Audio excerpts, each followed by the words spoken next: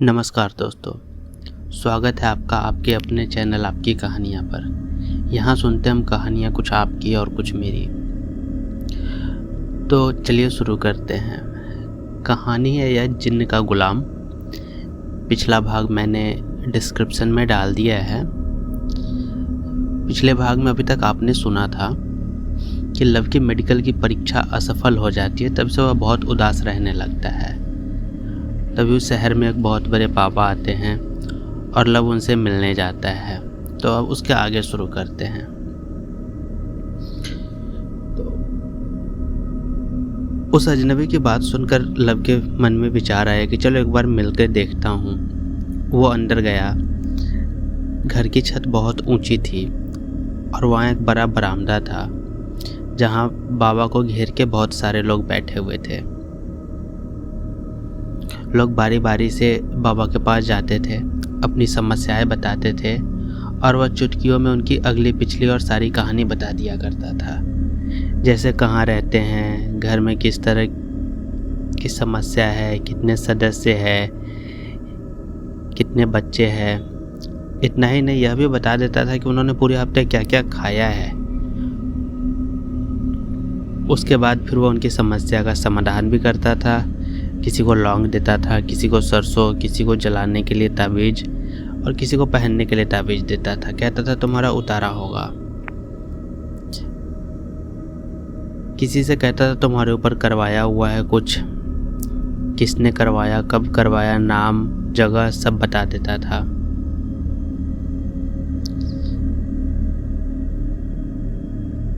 यह सब देखकर लव हैरत में पड़ गया। उसको अपनी आंखों पर विश्वास नहीं हो रहा था। फिर हिम्मत करके वह भी बाबा के पास गया। बाबा ने उसकी शक्ल देखते ही बताना शुरू कर दिया था कि बेटा तुम मेडिकल परीक्षा में फेल हो गए हो। अब मेरे पास क्या है, मैं तुम्हें डॉक्टर बना दूंगा। जो तेरे नसीब में था तुमको मिल गया। फिर भी तो बता अब क्या चाहता है। अपनी बहनों की शादी की चिंता है या अपने भविष्य की। उसकी बात सुनकर लव हैरान हो गया, क्योंकि लव ना तो उससे पहले कभी मिला था और न ही अपने दिल की बात किसी से यहाँ कही थी। उनकी बात सुनकर लव अंदर तक टूट गया और उसके अंदर का सोया हुआ दुख जाग गया। वह बाबा के सामने बच्चों की तरफ फूट फूट कर रोने लगा। उसने कहा, बाबा मेरा सिर्फ एक ही सपना था। मैंने पूरी ईमानदारी से उसे पाने की कोशिश की, लेकिन सब बेकार रहा। मैं चाहकर भी डॉक्टर नहीं बन सका। अब मेरा किसी काम में मन नहीं लग रहा है। दिल करता है आत्महत्या कर लो।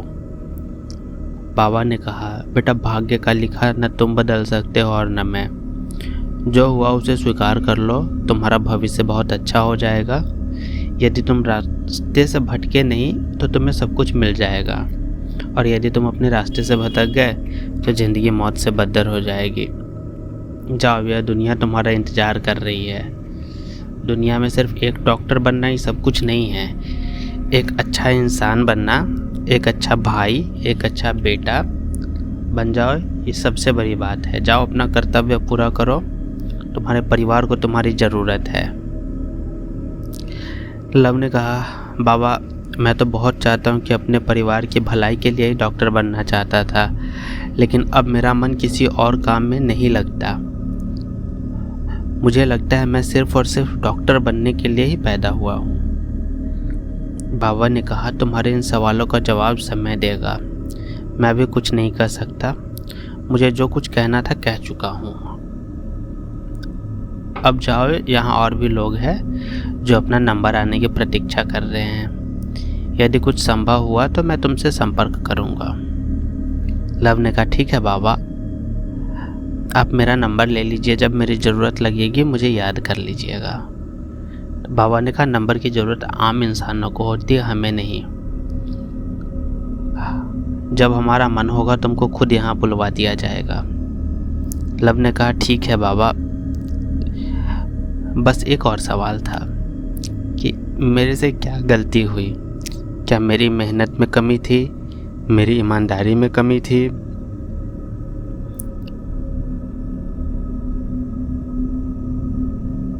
तो बाबा ने कहा, बेटा सब कुछ भाग्य पर है। यदि तुम्हारा भाग्य में डॉक्टर बनना लिखा है तो कोई रोक नहीं सकता, और यदि नहीं है तो कोई बना नहीं सकता। मैं तुम्हारा अगला पिछला सब कुछ बता सकता हूँ, मगर तुम्हारा भाग्य नहीं पढ़ सकता। वह तो सिर्फ एक को पता है, और यदि तुम मेरे पास कुछ पहले आ रहे होते तो शायद मैं तुम्हारे लिए कुछ कर पाता। आगे जब भी ज़रूरत पड़े मुझे याद कर लेना, हो सकता है मैं तुम्हारी कुछ सहायता कर सकूं। बाबा की बात सुनकर लव चुपचाप वहाँ से चला गया। लव अपने घर आने के बाद यही सोचता रहा, आखिर उसके साथ ही ऐसा क्यों हुआ। यदि वह डॉक्टर बन जाता तो इसमें किसी का क्या बिगड़ता।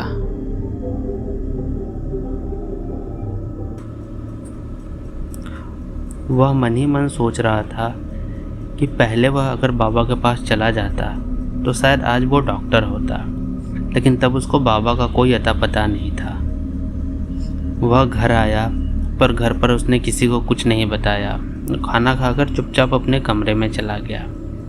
उसके दिमाग में यही बातें चल रही थी कि बाबा शक्तिशाली है, फिर भी उसके लिए कुछ क्यों नहीं करते। यदि चाहते तो कुछ भी ऐसा कर देते कि डॉक्टर बनने में थोड़ी भी देर न लगती। उसने एक बार सोचा, क्यों ना बाबा से जाकर और बात करें। यही सब सोचते हुए बहुत देर तक लेटा रहा। उसको पता ही नहीं चला कि कब उसे नींद आ गई।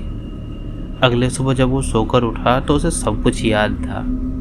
दिमाग में फिर वही सब सवाल आने शुरू हो गए। उसको लगा कि क्या बाबा की बात सही है, क्या उसके नसीब में डॉक्टर बनना ही नहीं है, या फिर बाबा के कहने का अर्थ कुछ और ही है कि उसे दोबारा कोशिश करनी चाहिए और बाबा से मिलना चाहिए। उसे समझ में नहीं आ रहा था कि बाबा यह सब कैसे करते हैं, क्योंकि अब उसने चमत्कार तो अपनी आंखों के सामने ही देखा था। उसे लगा था मानो कोई सपना देख रहा है। उसके सामने दो रास्ते थे, पहला सब कुछ छोड़कर दोबारा से डॉक्टरी की तैयारी करे, और दूसरा डॉक्टरी का इरादा छोड़कर बाकी चीज़ों में ध्यान दे। उसने अपने मन को बहुत समझाया, लेकिन उसको अपने मन से कोई जवाब नहीं मिल रहा था। तो अगले दिन उसने बाबा के पास जाकर सीधे सीधे बात करने की सोची। उसको लगा कि इन सब बातों का जवाब अब सिर्फ बाबा ही दे पाएंगे, इसलिए उसने घर में किसी से कुछ नहीं कहा। वह इसी उधेड़-बुन में रहा कि अगले दिन बाबा के पास जाकर उनसे क्या क्या पूछेगा।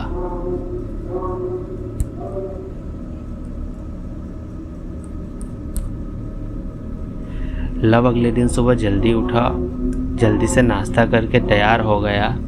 आज उसको बाबा के पास जाने की बहुत जल्दी थी। घर पर सब उसकी फुर्ती देखकर चौंक गए थे। उसने जल्दी जल्दी कुछ खाया पिया और घर से निकल गया। वह तुरंत उस घर में जा पहुंचा जहां बाबा रहते थे। आज उसने बिल्कुल ठान लिया था मन में कि बाबा से अपने मन की बात ज़रूर कहूँगा। वह काफ़ी सवेरे ही पहुंच गया था। वहाँ पर अभी तक पर कोई आया नहीं था। कुछ समय बाद एक काम करने वाला सेवक आया उनका। उसने घर और बरामदे की सफाई की और बाबा का आसन लगा दिया। आसन के पास कुछ ज़रूरी सामान जैसे कुछ कागज़, अगरबत्ती, दीपक, ये सब रख के अंदर चला गया और कुछ ही देर में वहाँ पे बाबा आए। उन्होंने पहले से लव को वहाँ खड़ा देखा तो बोले, रात भर नींद नहीं आई क्या बेटा? मुझसे बात करने की इतनी जल्दी थी? मैं तो यहाँ रहता हूँ, आराम से आ जाते। कहो क्या कहना चाहते हो? लव ने कहा, बाबा आप तो दिल की सारी बात जानते हैं, मैं आपसे क्या कहूँ? बाबा ने कहा, नहीं बेटा, यदि तुम अपनी बात खुद नहीं कहोगे तो तुम्हारे मन में संशय रहेगा कि तुम वह नहीं कह पाए जो कहना है, इसलिए बेझिझक कहो। तो लव ने कहा, बाबा उस दिन मैं आपकी बात का अर्थ नहीं समझ सका था कि आप क्या कहना चाह रहे हैं। क्या आप यह कहना चाह रहे थे कि मैं दोबारा मेडिकल की तैयारी करूं और आपके पास आऊं कि आप मेरी सहायता कर सके, या आप यह कहना चाह रहे थे कि अब मैं उम्मीद छोड़ दूं? बाबा ने क्या कहा, यह तो तुम मुझसे बेहतर समझ सकते हो कि अब तुम्हें क्या करना चाहिए। लव ने कहा, एक बात और बताइए बाबा, यह सब कैसे कर देते हैं आप? किसी के बारे में कुछ भी बता देना यह कैसे संभव है? तो बाबा ने कहा, बेटा यह तंत्र विद्या से संभव है, मंत्रों की शक्ति से संभव है। यदि इंसान अपने बारे में जान जाए तो उससे बड़ी दुनिया में कोई शक्ति नहीं है। आत्मशक्ति के बल पर वह कुछ भी कर सकता है। हवाओं का रुख मोड़ सकता है, बहते दरिया को रोक सकता है। वह एक जीवन और मृत्यु की सीमा को लांघ जाता है। कोई भी मनोकामना हो, स्वयं की या किसी दूसरे की, पूरी की जा सकती है। लब ने कहा, आप सच कह रहे हैं बाबा? तो बाबा ने कहा, तुम खुद अपनी आंखों से देख सकते हो। तुम मुझसे कभी नहीं मिले, लेकिन मैं तुम्हारे बारे में जो कुछ भी बताया वह सत्य ही होगा। लब ने कहा, हाँ बाबा, आप सही कह रहे हैं। और बाबा एक और आखिरी प्रश्न है। बाबा ने कहा, बोलो बोलो, क्या बात है? लब ने कहा, क्या यह सब कोई भी कर सकता है? बाबा ने कहा, हाँ, यदि मनुष्य में हिम्मत है तो और अपने ऊपर विश्वास है तो वो कोई भी कर सकता है। लेकिन इसके लिए गुरु का होना भी बहुत ज़रूरी है ताकि सही मार्गदर्शन दिया जा सके। लब ने कहा, बाबा, मन की बात कहे बगैर मुझसे रहा नहीं जाता। आपको देखकर मैं आपके वशीभूत हो गया हूँ। क्या आप मेरे गुरु बनेंगे? क्या आप मुझे यह विद्या सिखाएंगे? मैंने जीवन में शुरू से कष्ट देखे हैं। मैं इस विद्या द्वारा अपना और अपने जैसे दुखी लोगों का भला करना चाहता हूँ। बाबा ने गुस्से में कहा, मूर्ख है तू। तूने यह कैसे सोच लिया कि मैं तेरी मदद करूँगा? मैं क्यों तुझे यह विद्या सिखाऊं? यह विद्या मेरी वर्षों की तपस्या का फल है और तुम जैसे लड़के यह विद्या सीखकर इसका गलत इस्तेमाल ही करोगे। तुम इसका प्रयोग परीक्षा में सफलता के लिए करोगे, फिर दौलत कमाने के लिए करोगे, फिर धीरे धीरे तुम लोगों से पैसा ठगना शुरू कर दोगे और मैं अपने जीते जी ऐसा कभी होने नहीं दूंगा। तुम्हारी भलाई इसी में है कि यहाँ से चले जाओ और दोबारा कभी मत आना। लब वहाँ से उदास होकर चला गया और कहता है, बाबा, मुझे आपसे बहुत उम्मीद थी। मुझे लगता था कि आप मेरा दर्द समझेंगे, लेकिन आप अपनी शक्ति के नशे में इतने चूर है कि लगता है आपके अंदर से मानव धर्म समाप्त हो गया है। बाबा ने कहा, मेरे साथ क्या हुआ क्या नहीं तुमको इससे कुछ लेना देना नहीं है। तुम जाओ अपना काम करो, दोबारा कभी यहाँ मत आना। तुम्हें क्या पता नियति को क्या मंजूर है। आज लब बहुत बुरी तरह से टूट चुका था। उसके सारे अरमानों का पानी फिर गया था। अब उसको ज़िंदगी में सिर्फ अंधेरा ही नज़र आ रहा था। उसको बाबा के इस बर्ताव से बहुत दुख पहुंचा। उसने मन में सोचा कि शायद वह इसी लायक है कि उसके साथ ऐसा बर्ताव किया जाए। वह चुपचाप घर आ गया और उदास होकर अपने कमरे में बैठ गया। उसने आज पूरे दिन किसी से बात नहीं की। यही सोचता रहा कि यदि बाबा उसे अपना शिष्य बना लेते तो वह अपना जीवन बाबा के चरणों में अर्पण कर देता, पूरी मेहनत से तपस्या करता और एक बड़ा तपस्वी बनकर लोगों के दुख दर्द को दूर करता। लेकिन जैसा सोचा शायद वैसा कभी होता नहीं है। फिर लब ने हिम्मत नहीं हारी। उसके मन में अब भी कुछ चल रहा था। वह चाह रहा था कि कैसे भी विद्या हासिल करे या फिर कोई और रास्ता निकाले। यह बाबा नहीं सही, कोई और बाबा ही। यह विद्या ना सही, कोई और विद्या ही। लेकिन उसको कोई रास्ता नज़र नहीं आ रहा था। यही सब सोचते हुए वो काफ़ी इधर उधर घूमा, कई बाबाओं से मिला, लेकिन उसमें से अधिकतर पाखंडी निकले। उन बाबा जैसा तेजवान, तपस्वी और शक्तिशाली व्यक्ति उसे कहीं मिला ही नहीं। किसी पर भी उसका दिल नहीं ठहरा। किसी को भी उसने गुरु बनाना स्वीकार नहीं किया।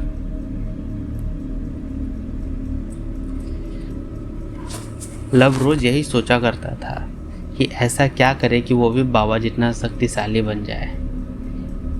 तो एक दिन की बात है, लब अपने मोबाइल पर सोशल मीडिया चला रहा था तभी उसको एक बाबा की वीडियो दिखी जिस पर लिखा था, ना कोई दुष्प्रभाव ना डर, सिर्फ एक मंत्र और जिन्न आपका गुलाम हो जाएगा। लव ने सोचा चलो इस वीडियो को देखता हूँ। उसने पूरा वीडियो देखा। उस वीडियो में जिन्न बुलाने का तरीका समझाया गया था। विधि भी बहुत आसान थी, घर पर ही सब काम आसानी से पूरा किया जा सकता था। लव को लगा चलो जो होगा देखा जाएगा, कोशिश करने में क्या जाता है। उस वीडियो में बताया गया था रात को 12 बजे के बाद एक कमरे में अंधेरा करके एक दीपक जलाना है, काले रंग के आसन या कपड़े पर बैठना है, फिर अगरबत्ती जलाकर 3125 बार यह मंत्र 3 दिन तक पढ़ना है। बस तीसरे दिन एक जिन्न प्रकट हो जाएगा, फिर आप जो कहोगे वो करेगा, वो आपका गुलाम होगा।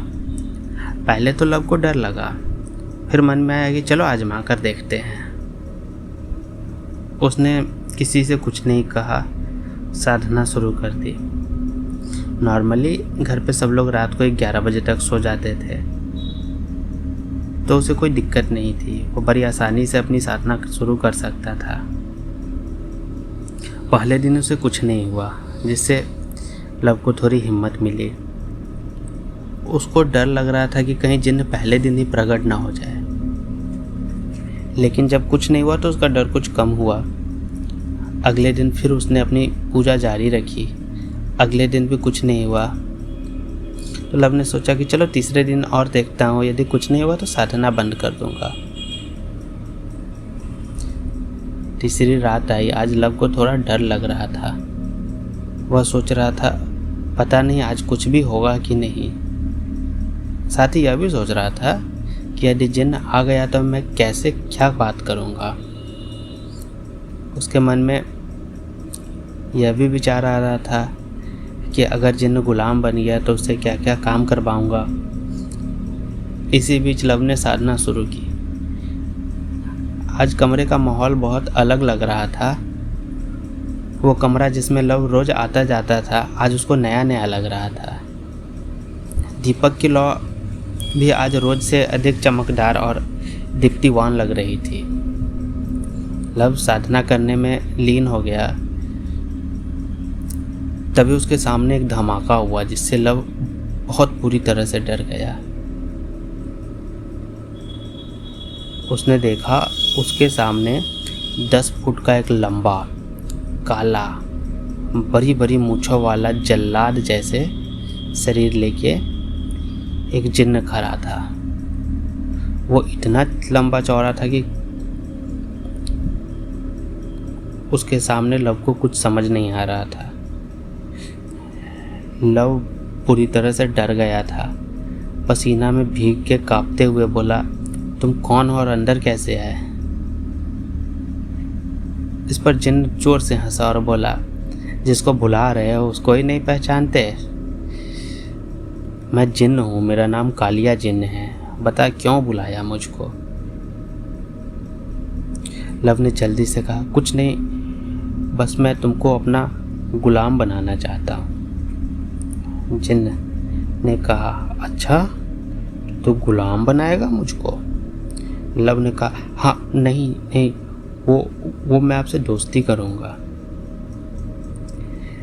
जिन्न ने कहा, अच्छा ठीक है, चलो हो गया, मैं आज से तुम्हारे साथ। लव ने कहा, सच? मैं जो कहूँगा तुम वो करोगे? तो जिन्न ने कहा, हाँ, लेकिन तुम किसी को कुछ बताना नहीं। लव ने कहा, ठीक है। तो जिन्न ने कहा, अच्छा मैं चलता हूँ, फिर आऊँगा। लव ने कहा, ठीक है, जाओ। लव बहुत खुश था, उसे खुशी बर्दाश्त नहीं हो रही थी।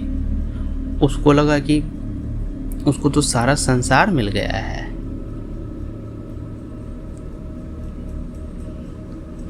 जिस चीज के लिए उसने इतनी मेहनत करी, आज वो उसको मिल गई थी। अब तो रोज कुछ ना कुछ नया होता था। उसने घर वालों को बता दिया था कि उसने ऑनलाइन नौकरी शुरू कर दी है, जिससे घर बैठे बैठे ही पगार मिलेगी। अब वो मज़े से दिन भर कमरे में आराम करता और हर महीने एक मोटी रकम जिन्न उसको घर पर ला के दे देता। घर वाले भी बहुत खुश थे। धीरे धीरे समय बीतता गया।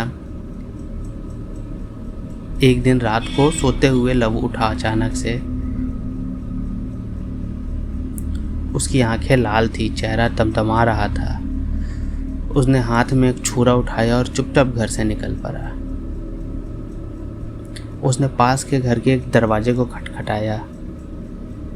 सामने के घर के लोगों को लगा कि शायद कोई मदद के लिए आया है या कोई रिश्तेदार आया होगा। उसने बिना कुछ पूछे दरवाज़ा खोल दिया। दरवाज़ा खोलते ही लव अंदर घुस गया। उसने दायां देखा ना बायां, घर के 3 लोगों को चाकू मार दिया। होते ही घर में चीख पुकार मच गई। घर के कुछ लोगों ने उसको पकड़ना भी चाहा, लेकिन उस समय लव के अंदर इतनी ताकत आ गई थी कि उसने 3-4 लोगों को एक साथ उठाकर पटक दिया। घर के सारे लोग पूरी तरह घायल हो गए थे। यह नज़ारा घर के बाकी लोग भी देख के काफ़ी डर गए। उसने घर के एक बच्चे को पकड़ा और घर वालों के सामने ही उसकी गर्दन काट दी और खून पीने लगा। यह देखकर घर की महिलाएं तो बेहोश हो ही गई थी। पुरुषों में भी इतनी ताकत नहीं बची थी कि उसका सामना कर सके। यह सब करके लव बड़ी तसल्ली से वहाँ से चला आया। अगले दिन यह खबर न्यूज़पेपर तक में छप गई और लव ने अपने चेहरे को बहुत अच्छी तरह से थका हुआ पाया। इस वजह से कोई ठीक से पहचान नहीं सका उसको। पुलिस में शिकायतें दर्ज हो गई। लोग उसको ढूंढने लगे। कुछ दिन सब कुछ ठीक रहा। एक दिन फिर वही घटना घटी। लव सोते हुए चिल्लाकर उठा और हाथ में डंडा लेकर बाहर निकल गया। रात के समय कुछ नशेड़ी लोग बाहर घूम रहे थे। लव ने उन पर डंडों से बुरी तरह वार किया। कुछ के सर में बहुत गंभीर चोटें आई। 1-2 की हड्डियां टूट गई।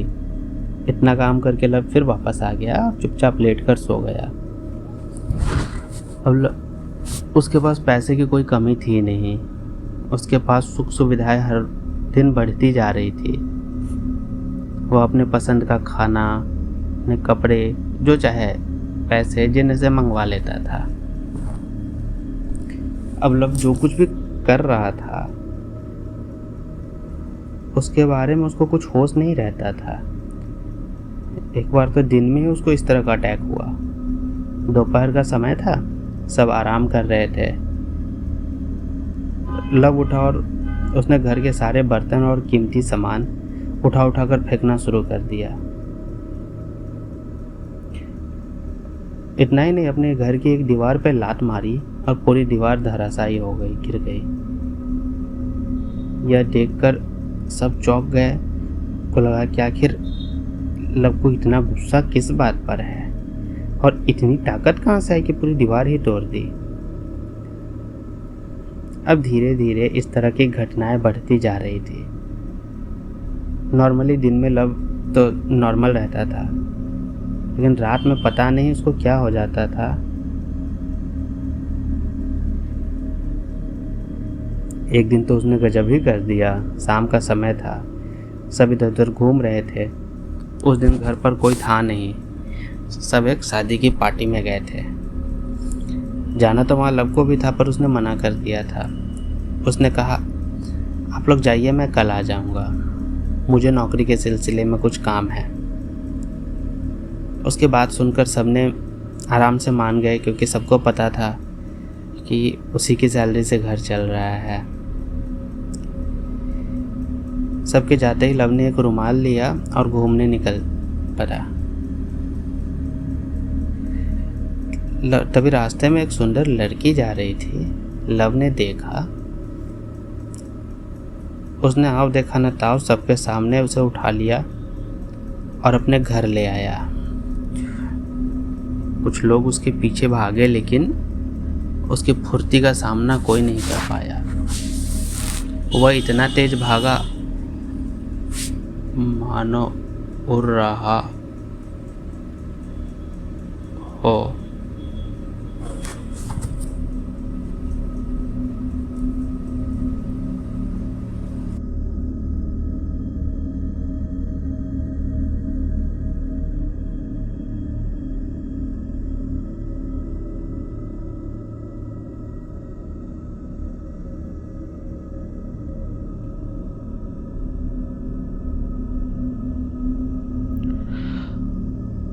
कुछ लोग उसको देखकर हैरान रह गए थे। वह लड़की को घर लाया, फिर उसने उसका बलात्कार किया और फिर उसको उसी जगह छोड़ दिया जहां से उठाया था। अब काफी लोगों ने लव का चेहरा पहचान लिया था। कुछ ही देर में पूरी सोशल मीडिया उस पर यह खबर उसके फोटो के साथ छप गई। जब लव के परिवार वालों ने यह सब देखा तो वो तो दंग रह गए। इधर पुलिस वालों ने उसके घर पे उसको गिरफ्तार करके ले गए। थाने में इंस्पेक्टर ने उससे सवाल जवाब शुरू किए। इंस्पेक्टर ने बोला, क्या बात है, खून में बहुत गर्मी है, हम निकाल लेंगे सारी गर्मी, बताओ क्यों किया यह सब। यह कहकर पुलिस वाले ने एक जोरदार डंडा लव को मारा, लेकिन डंडे के 2 टुकड़े हो गए और लव को खरोच तक नहीं आई। पुलिस वाले ने दूसरा डंडा मंगवाया, फिर मारा, लेकिन उसका भी वही हाल हुआ। डंडा टूट गया लेकिन लव को कुछ नहीं हुआ। तो उन्होंने सोचा कि लव का शरीर बहुत मजबूत है। तभी वहाँ खड़े एसआई ने अपनी बेल्ट निकाली और कहा, मैं ठीक करता हूँ इसको। उन्हें बेल्ट मारी, बेल्ट के भी टुकड़े हो गए। सबको यह बात बहुत अजीब लग रही थी। ऐसा केस अभी तक किसी ने नहीं देखा था। सब पुलिस वाले हैरान थे, ऐसा कभी नहीं हुआ था। सबने उससे कहा कि अपना जुर्म कबूल करो, लेकिन उसने साफ मना कर दिया। इस घटना के बाद पुलिस वालों ने अपने सीनियर से बात की और सारी बातें उनको बताई कि सर, ऐसा केस आज तक हमने नहीं देखा। एक सिपाही ने उसे मुक्के से मारा, उसकी उंगलियां टूट गई। मैंने उसको डंडा मारा, बेल्ट मारा, सबके टुकड़े टुकड़े हो गए। अब आप ही बताएं, हम उससे उसका जुर्म कैसे कबूल कराएं। एसपी साहब, लगता है वह एक पेशेवर है और अपने कसरत करके अपना शरीर बना लिया है। ऐसे अपराधी पर तो 3rd डिग्री का इस्तेमाल होना चाहिए। जाओ उस पर 3rd डिग्री लगाओ। इंस्पेक्टर साहब ने जी हुकुम करते हुए जय हिंद किया और पूरे जोश में वापस आ गए और अपने साथियों के साथ बर्फ की सिल्ली लेकर लव की सेल में आ गए और बहुत कड़क आवाज में बोला, इसके कपड़े उतार कर लिटा दो बर्फ की सिल्ली पर। अभी आधे घंटे में तोते की तरह अपना जुर्म कबूल कर लेगा। सिपाहियों ने ऐसा ही किया, लेकिन तभी सबने जो देखा, सबके तो होश उड़ गए। जैसे ही लव को बर्फ पर लिटाया गया, ऐसा लगा जैसे बर्फ को गर्म अंगार पर रख दिया गया हो। 2 मिनट भी नहीं लगी, सारी बर्फ भाप बनकर उड़ गई और लव पर कोई असर नहीं हुआ। यह सब देखकर सिपाही वहां से भाग खड़े हुए। इंस्पेक्टर भी काफी डर गया। वह सोचा, ऐसे कैसे हो सकता है। उसने लव से अकेले फिर पूछा, तुम सच बताओ कौन हो और ऐसा कैसे कर रहे हो। लव ने कहा, मैं आपकी किसी भी बात का जवाब देने के लिए तैयार नहीं हूँ। फिर भी बस आपसे इतना कहूँगा कि जो कुछ हुआ है इसमें मेरा कोई हाथ नहीं। मैं जब चाहूँ यहाँ से गायब हो सकता हूँ,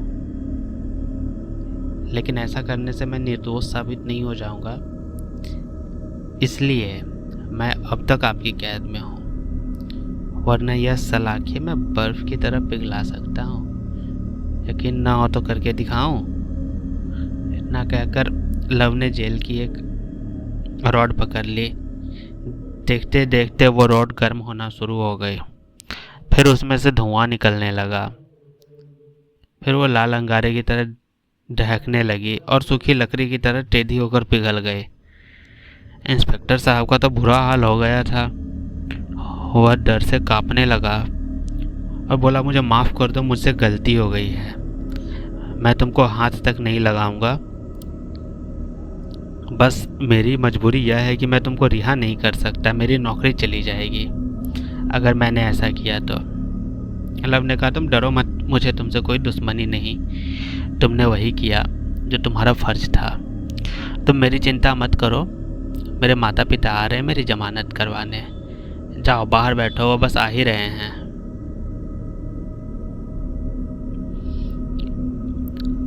इस बात से इंस्पेक्टर और भी चौंक जाता है। कुछ ही देर में लव के माता पिता आ जाते हैं और उसकी जमानत हो जाती है। अब वह एक बार फिर से आज़ाद था नई वारदात करने के लिए। जमानत के ठीक अगले दिन सुबह का टाइम था। लव अपने घर के बाहर खड़ा था। तभी उसके शरीर में कुछ झटके लगे और उसने दौड़ना शुरू कर दिया। सामने से एक औरत आ रही थी। लव ने उसका हाथ से बैग, फोन और घड़ी छीन ली। उसको बुरी तरह से मारा। लोगों ने उसे पकड़ना चाहा लेकिन कोई पकड़ नहीं सका। वो सीधा अपने घर में घुस गया। घर में उसके माता पिता बैठे हुए थे। लव का पूरा शरीर पसीने से भींगा हुआ था। आंखें अंगारे की तरह लाल थी। उसके हाथ में बैग, मोबाइल और बाकी सामान था। लव के पिताजी ने कहा, अरे लव, यह सब क्या है? किसका है यह सब? लव ने उनको अपनी लाल लाल आंखों से देखा और बिना कुछ कहे अपने कमरे की तरफ चल दिया। इससे पहले कोई कुछ समझता दरवाजे पर लोगों का शोर सुनाई दिया। दरवाज़ा खोलो, दरवाज़ा खोलो, तुम्हारे घर में चोर घुसा है, जल्दी खोलो वरना हम दरवाज़ा तोड़ देंगे। लव के पिताजी ने दरवाज़ा खोला तो बहुत सी भीड़ उनके दरवाजे पर लाठी डंडे लेके खड़ी थी।